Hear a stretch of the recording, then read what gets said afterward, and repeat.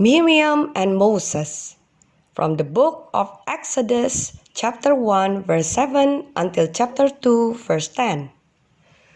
Miriam knew a special secret. She could not tell anyone. It was not a secret about cars, for there were no cars then. People walked or rode donkeys and camels instead. The secret was not about telephones, for there were no telephones then. If you wanted to tell someone something, you had to go and see them. Miriam knew a special secret. It was a very important secret too. She could not tell anyone. Miriam could not whisper the secret to her friends. She could not sing about the secret as she skipped and played. Yes, Miriam had a very important secret. She had a new baby brother. Her new brother's name was Moses. Her little brother had small hands and tiny fingers. His skin was so smooth and soft. Her little baby brother sometimes kicked his small feet and waved his tiny hands. Miriam loved her wonderful baby brother so much. Miriam could not speak a word about little Moses to anyone but father and mother. She could not tell the secret that a baby boy had been born into her family because there was a wicked king who wanted to kill baby boys. The wicked king wanted to kill Moses and all the other baby boys who were born to God's people.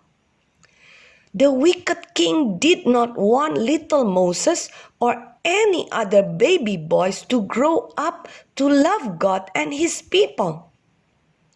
So the king's soldiers went out to kill all the baby boys.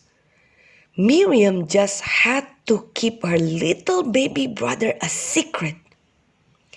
Each day, mother took care of little Moses. Miriam liked to watch mother take care of the baby. Mother washed him so he would smell sweet and clean. Mother held little Moses close and sang to him. Mother rocked the baby to sleep as she sang, "I love you, little Moses." One day, Miriam heard a strange sound. Swish, swish. Mother was bending long, dry plants called reeds. The reeds looked like long, dried leaves. Swish, swish. Mother was making a basket. She was bending and weaving the dry leaves in and out, in and out. She was working very hard to make a basket out of reeds. Soon, the basket was the biggest basket Miriam had ever seen. It would have been strong enough to hold a huge piece of cheese. This basket would have been big enough to carry many loaves of bread. Then mother did something very strange. She turned the basket over and began to smear something all over the outside of the basket. It was something sticky. It was something gooey. It was black. It was called pitch. Mother covered the whole outside of the basket with the sticky, gooey black pitch. Mother showed Miriam that pitch would cover all the holes in the basket. Water would not be able to seep or leak inside this special basket. Mother asked Miriam to carry the basket to the river. Mother carried little baby Moses. They walked to the river's edge. Squish, squish. There was mud everywhere along the water's edge. Squish, squish. Mud was sticking to Miriam's and Mother's sandals. Mother laid little Moses in the basket. He looked so small and soft, his little hands tucked at his blanket. Mother tucked Moses in very carefully and lovingly. She made sure that Moses was safe and secure. Then Mother slid the big basket into the river. It floated. The pitch on the basket made it float on the water like a little boat. As Mother stepped away from the basket, it rocked gently in the water. The gently waving water soon rocked baby Moses to sleep. Miriam, please stay with little Moses. We must hide him from the wicked king's soldier. They will not think to look for a baby in the river. We will pray to God to keep baby Moses safe. Take care of him, my dear daughter. Try to see that he does not cry. Miriam obeyed Mother. Miriam knew this was an important job for a sister to do for a little baby brother. In the cool mornings, Miriam sang softly to little Moses. In the hot afternoons, Miriam swatted mosquitoes away from the basket.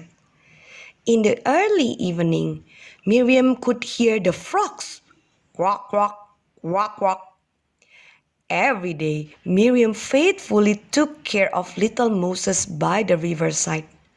Then one day, splash, splash, Miriam looked around quickly. A lady from the king's family was at the river. It was the wicked king's daughter. Miriam hoped she would not notice the special floating basket. The king's daughter had come to the cool, clear river to wash herself and enjoy the water. The king's daughter had helpers. Her helpers were young girls. They walked along the water's edge. They walked until they were very near the basket and little Moses. Suddenly, the king's daughter saw the basket. "Bring me that basket that is floating in the water," the king's daughter told the girls. The helpers quickly carried the basket to the king's daughter. Miriam wondered if the king's daughter would kill baby Moses. Miriam's heart beat faster as she watched the king's daughter look into the basket. There lay sweet little Moses. Perhaps he was afraid. Just a few moments ago, he had been resting quietly. He had been listening to the slosh, slosh of the water on his basket. Then the basket was bumped and picked up. Now a stranger was looking into the basket at little Moses. It was not Mother. It was not big sister Miriam. Someone he had never seen before was looking at him. So baby Moses began to cry. "Wah, wah." The king's daughter heard the sweet baby crying. She saw Moses' little eyes shut tight. She saw his tiny hands reach out.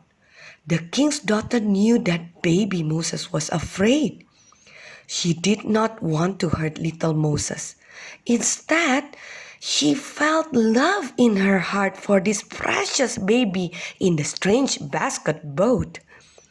The king's daughter decided to keep the little baby as her own in the wicked king's palace.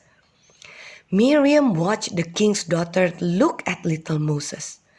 She did not want the king's daughter to take her little brother away. But Miriam knew that a baby would be safe if he lived right in the palace. Miriam also knew the king's daughter would not be allowed to feed and wash a little baby herself, for a king's daughter must stay neat and clean at all times. So Miriam did a very wise thing. She ran up to the king's daughter and asked, "Do you want me to get a nurse to take care of the little baby for you?" The king's daughter looked at Miriam. "Go," she told Miriam, "find a nurse to take care of this baby." Miriam ran home as fast as her feet could go. She went home to get her mother. Miriam took her mother back to the king's daughter at the river's side. Mother walked up to the king's daughter. She could see little Moses. She could see her very own little son. "Please, take care of this little baby for me," said the king's daughter. "I will pay you." Mother reached out her arms to take little Moses. She cradled him in her arms. Moses was quiet now. Moses knew he was safe in his own mother's arms again. How wonderfully God had answered mother's prayers. Little baby Moses was now safe from the wicked king's soldier. He would be kept safe by the wicked king's own daughter. No longer would little Moses have to be hidden in the basket in the river. Mother could take care of her own little Moses while he grew. Miriam could make her little brother smile and coo again. How much fun it would be once more to watch him wave his little hands and kick his little feet. Mother could cuddle her baby close to her heart again. "I love you, little Moses," they could say without having to whisper anymore. Mother had prayed to God and hidden little Moses in the basket. Miriam had obeyed Mother and watched Moses closely by the river. Now, Moses would grow big and strong. Moses would learn to obey God too. One day, he would become a great leader of God's people.